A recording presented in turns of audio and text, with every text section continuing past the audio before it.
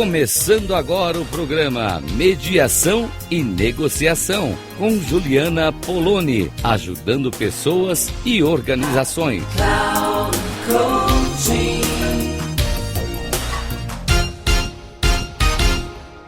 Olá, caros ouvintes, caras ouvintes da Rádio Cloud Coaching. Muito bom estar aqui com vocês, gente. Esse espaço onde eu me comunico com pessoas que eu ainda não conheço, mas que se interessam por ouvir o que eu tenho a dizer, é muito honroso para mim. Eu quero te agradecer pela sua audiência, te agradecer por me acompanhar nesse processo e te convidar a entrar em contato comigo e dizer: Juliana, eu ouvi seu programa. Juliana, eu queria conversar com você um pouco sobre o assunto que me tocou. Juliana, eu queria saber mais sobre tudo isso. Então, vou ficar esperando o seu contato. Pode me acionar nas redes sociais. Eu tenho Instagram, tenho 2 Instagrams, fiz essa loucura, tenho 2 Instagrams, um mais dedicado às organizações, à ideia de convivência e comunicação, que é o Juliana Poloni, _metaconversa, e outro que é dedicado ao meu atendimento a famílias e casais, que é o juliana.poloni. Tenho também o LinkedIn, tenho o Facebook e tenho o WhatsApp, que é 11 95383 9689.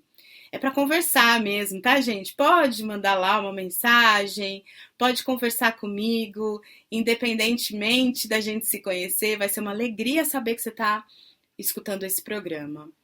E eu queria hoje contar para vocês um pouco dos casos, né, que eu venho atendendo e até para que vocês, né, quando eu falo de mediação e negociação, talvez as pessoas... Outro dia eu conheci uma pessoa que era advogada e ela estava com problema de relacionamento com o marido, né, um casal com problema. Ela é advogada de uma outra área. E ela me disse: nossa, eu nunca tinha escutado falar da possibilidade de tratar de assuntos familiares pela mediação. Ela conhecia a mediação, porque a mediação está na lei, mas não tinha passado primeiramente na cabeça dela a possibilidade de usar a mediação para o caso dela. E isso acontece, gente, direto. Eu tenho muitas pessoas que na minha atuação me contam: nossa, eu não tinha pensado na mediação. E essa é uma cultura que a gente está começando a formar no nosso país, né? A gente tem uma legislação que fala da mediação, a gente tem uma lei específica, que é a lei de mediação, a gente tem o Código de Processo Civil, que vai falar da possibilidade também de mediação. Inclusive, nós temos oferta desse trabalho no judiciário. Não é, eu quero ressaltar isso aqui, no judiciário não é a mediação que a gente acredita como mediadores, principalmente, porque tem toda uma estrutura institucional que não dá a liberdade necessária de tempo, de processo, de procedimento que a mediação precisa. Então, acaba sendo mais superficial, talvez, né? Então, assim, hoje, aproveitando essa oportunidade, né, nem era isso que estava a princípio na minha cabeça, mas eu quero compartilhar isso. Tenho difundido bastante a ideia da mediação extrajudicial, fora do judiciário, que tem validade perante o judiciário, inclusive, mas que é feita num espaço à parte, né, no escritório de um mediador, para que as pessoas possam, ou online também, né, para que as pessoas possam resolver as suas situações, pensar nos seus conflitos e, principalmente, né, a mediação é uma tomada de decisão. E aí tem chegado para mim alguns casos, né? Eu atendo famílias nas mais diversas questões que envolvem as famílias, desde separações, né, divórcios, guarda de filhos, convivência. Atendo irmãos que têm alguma situação com cuidados com idosos, né? Tem uma expressão da geriatria que eu gosto muito, que é negociação de cuidados com idosos. E é um trabalho a ser feito, né? Um trabalho também tudo aquilo que as famílias precisam sentar para conversar, administrar patrimônio, por exemplo, de espólio, e também as empresas familiares, né? A grande maioria das empresas que a gente tem no Brasil são de médio e pequeno porte e elas são constituídas por famílias, por entidades familiares, algumas mais estruturadas, algumas têm orientação, têm pessoas ali também na gestão, profissionalizando o seu negócio, e outras fazem aquilo da maneira como dão conta do que é possível, né? Porque empreender no nosso país, a gente sabe que é desafiador e a gente tem que fazer o que dá conta. E aí atendo muito também nesses aspectos, né, das famílias. E atendo equipes de trabalho, sócios, tudo muito focado nesse lugar da convivência, né? Da convivência, porque assim, nesses casos que eu trabalho, existe uma relação. Então, a mediação, ela está direcionada para relações onde existe vínculo entre as pessoas.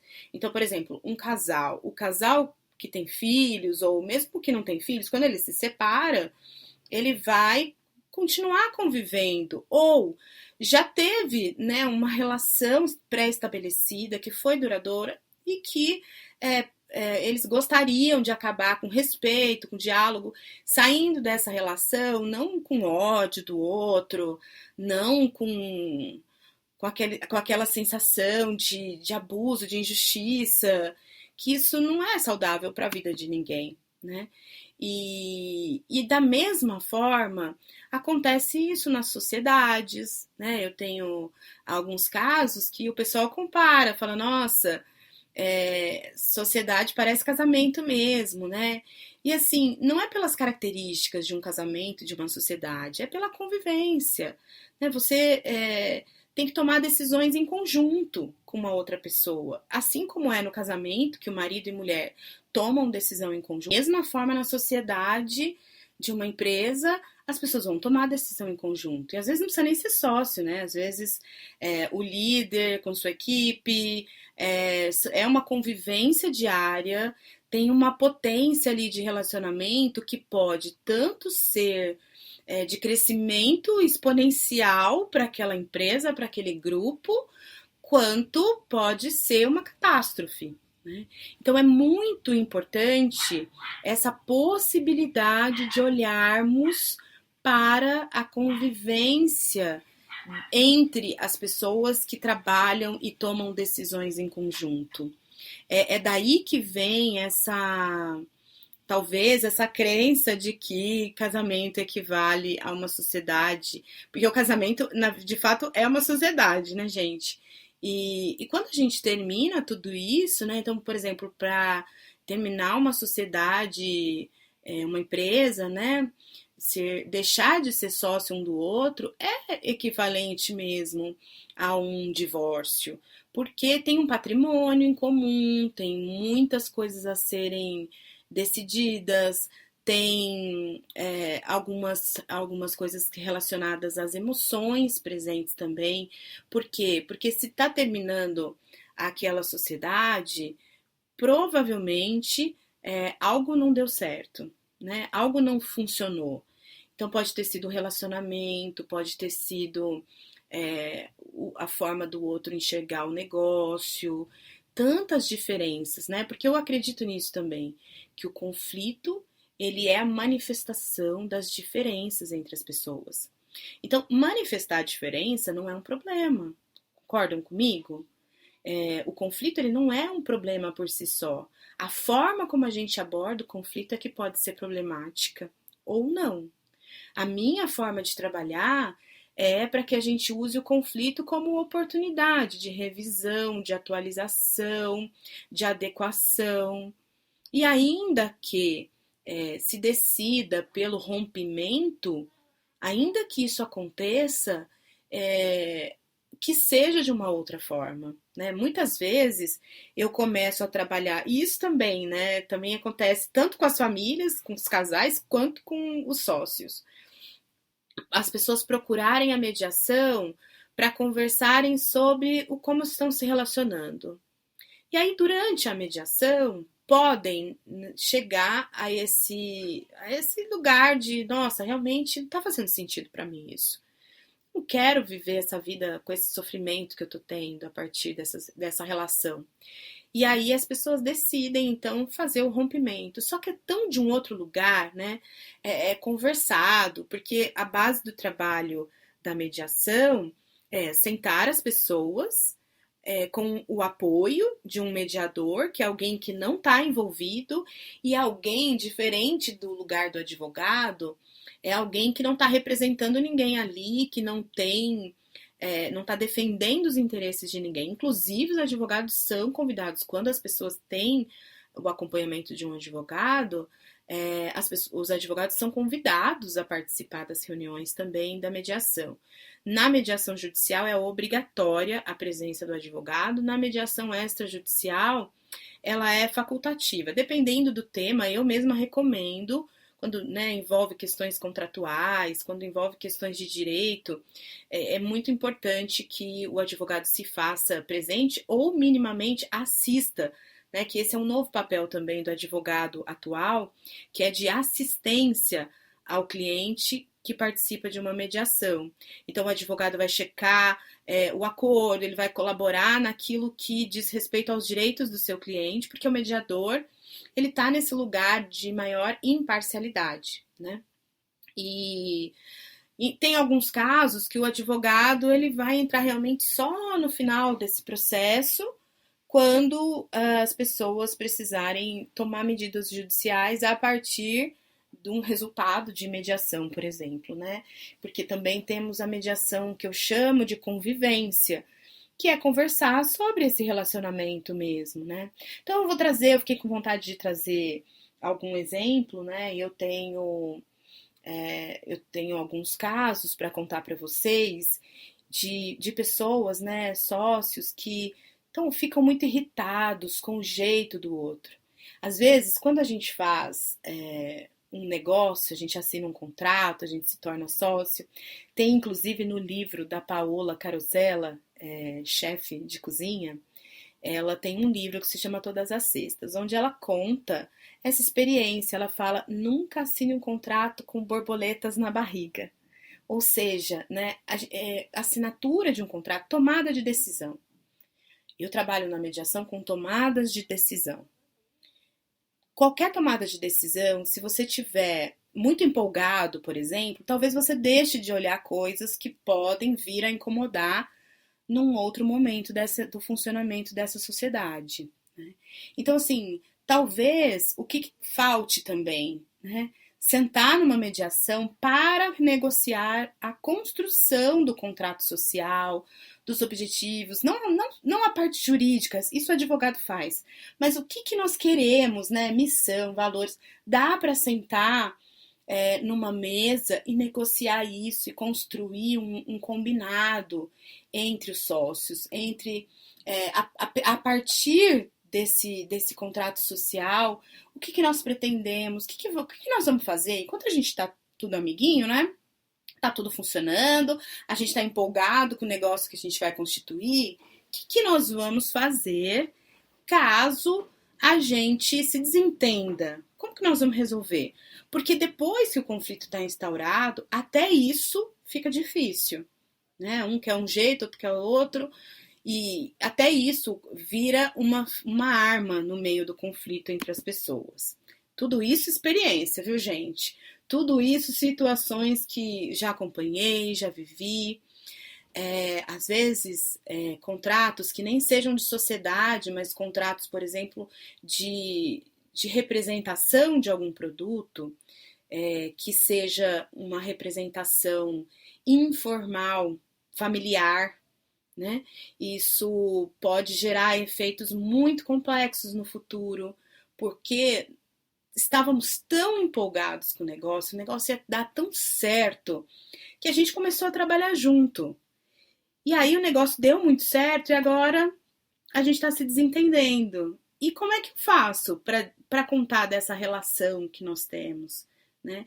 Se as pessoas estão e têm, né, uma boa vontade, um diálogo aberto, elas vão construindo essa relação e elas podem até formalizar isso, mas e quando não tem essa boa vontade?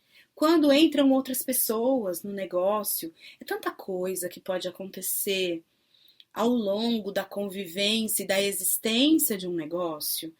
E enquanto isso, essas pessoas estão ali tomando decisões todos os dias, né? Na verdade,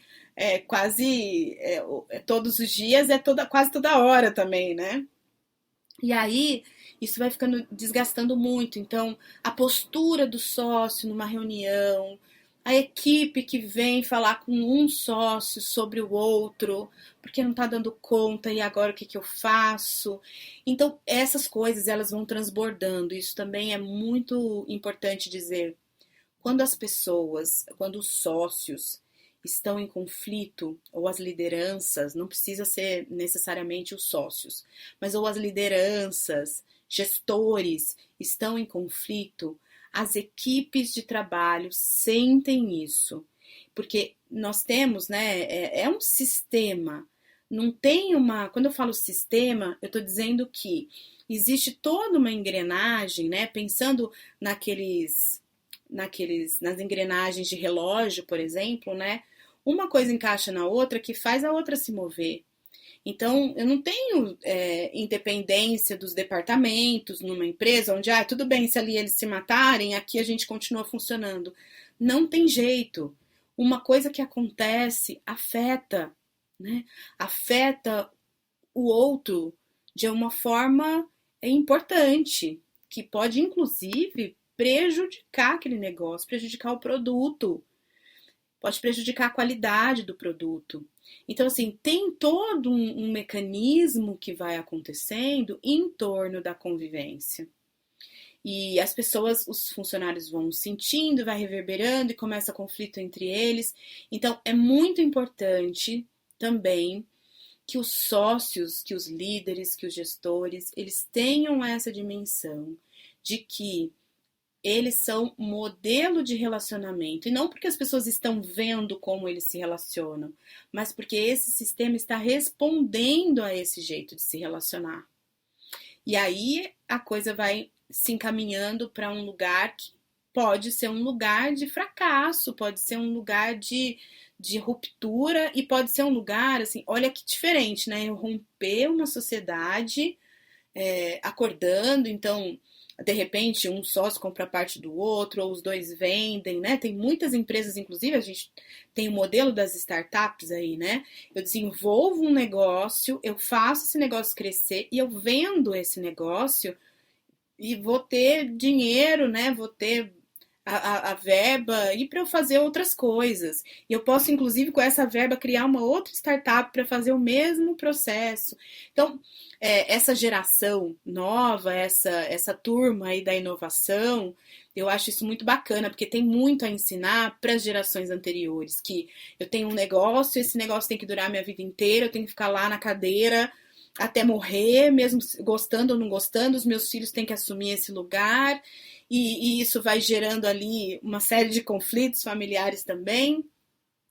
E de fato, assim, a gente poder pensar, não, eu tenho um negócio, esse negócio me serviu, esse negócio cresceu, esse negócio pode me dar um retorno agora, eu posso vender isso, eu posso me desfazer disso, eu posso me desapegar disso e fazer outras coisas, né? Então, hoje a gente tem esse modelo também empresarial que pode ser muito útil para situações, olha, fizemos, foi bacana, agora a gente não está conseguindo se entender, agora não está mais rolando uma sinergia entre nós, a gente não está pensando nas mesmas coisas para tomar decisão, então a gente pode fazer a nossa dissolução de sociedade e não ter prejuízo com isso, ao contrário, ganhar muito. Né? Percebem a diferença que tem de postura de algo que é conversado, negociado. Essa tomada de decisão é uma tomada de decisão consciente. Alguém que é o mediador trabalhou com essas pessoas pensamentos, trabalhou sentimentos, porque as emoções fazem parte desses processos. Tudo isso foi conversado, e aí quando a tomada de decisão vem, a conclusão desse documento é feito, as coisas estão num outro patamar, né? Então, eu vou contando aqui também, né? Tenho a intenção de contar um pouco dessas experiências para que vocês possam também pensar nos casos de vocês, pensar nas situações em que vocês convivem, têm algum tipo de relacionamento que por alguma razão não está dando certo. Quanto antes vem, mais a chance de atualizar aquela relação e continuar frutificando. Então, esse conflito vem como atualizador mesmo. Ou, né, um pouco mais para frente, esse conflito já está um pouco mais consolidado, mais instaurado. Como é que a gente pode pensar na dissolução, na ruptura, sem a gente sair com tanto prejuízo dessa história toda? É para isso que serve a mediação e suas ferramentas de comunicação e negociação. Bom, eu paro por aqui nesse programa e no começo eu já falei um pouco sobre como entrar em contato comigo e eu espero que vocês possam aí me contar se vocês já sabiam, se vocês não sabiam, como que é aí para vocês essas histórias da mediação que eu tô contando aqui. Obrigada, um abraço e até a próxima.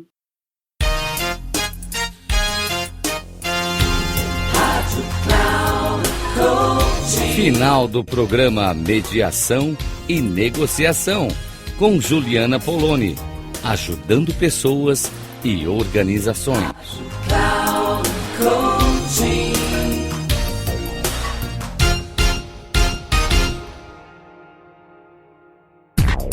Não perca Mediação e Negociação com Juliana Poloni, ajudando pessoas e organizações. Sempre às segundas-feiras, às 14 horas, com reprise na terça, às 17 horas e na quarta, às 9 horas. Aqui, na Rádio Cloud Coaching. Acesse o nosso site radio.cloudcoaching.com.br e baixe nosso aplicativo na Google Store.